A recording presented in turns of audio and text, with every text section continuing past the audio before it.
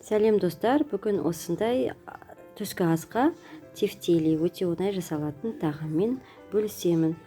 Ол үшін бізге фарш керек. Фаршқа осы күрішті қосамыз. Күріш, пияз қосамыз, тұз, бұрыш барлығын қосып араластырамыз. Осындай тефтелиге фарш жасаймыз.